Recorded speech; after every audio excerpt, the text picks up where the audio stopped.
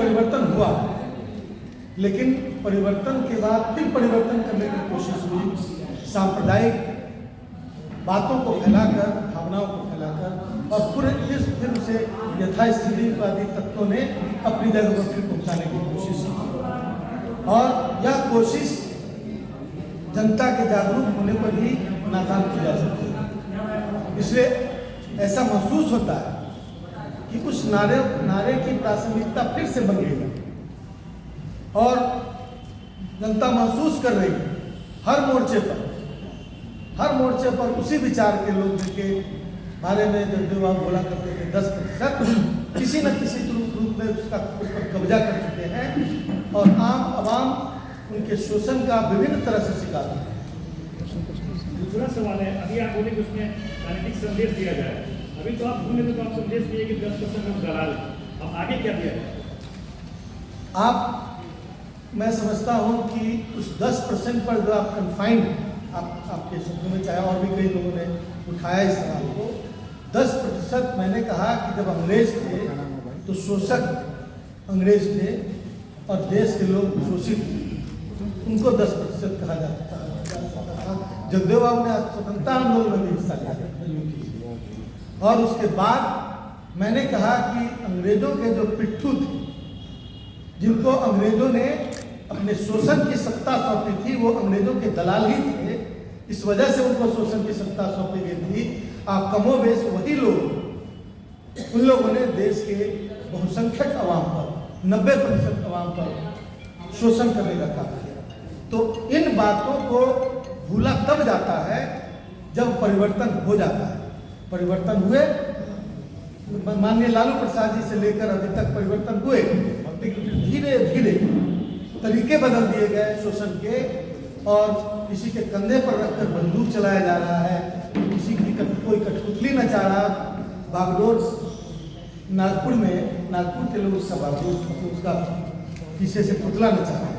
तो ये सारी बातें सामने आ रही हैं और यह अवाम के 90% अवाम के विरुद्ध है। देश के बड़े हिस्से में देश की बड़ी संपत्ति लुटाई जा रही है, बेची जा रही है, और उसका नाम जो है पर विभिन्न तरह से उसके डिप्लोमेसी का चादर चढ़ाकर और उसे छिपाने की कोशिश हो रही है।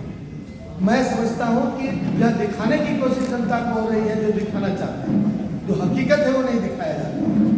ये तमाम सिस्टम पर जो कब्जा करने की कोशिश हो रही है, यही तो शोषण है और यही गुलामी है। इसी गुलामी के खिलाफ ये जिहाद है। आप क्यों कन्फाइंड हो रहे हैं? मैंने तो कहा कि बदलते रहते हैं। मैंने कहा कि बदलते रहते हैं लोग। अंग्रेजों के समय जिन लोगों ने अंग्रेजों की मुखबिरी की, उसको आप क्या कहेंगे? वो भारत के रहने वाले तथाकथित आज के राष्ट्रभक्त जिसकी ठेकेदारी लेने की कोशिश कर रहे हैं।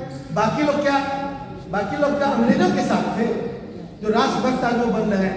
ये देशभक्ति और राष्ट्रभक्ति का ठेका लेने वाले लोग, तो मैं नहीं कह रहा कि 100%, लेकिन ऐसे अधिकांश लोग की मानसिकता वही, इसी मानसिकता के खिलाफ ये लड़ाई है। या किसी जाति या किसी धर्म या किसी व्यक्ति के खिलाफ नहीं। राष्ट्रभक्ति करने वाले लोग दलाल हैं।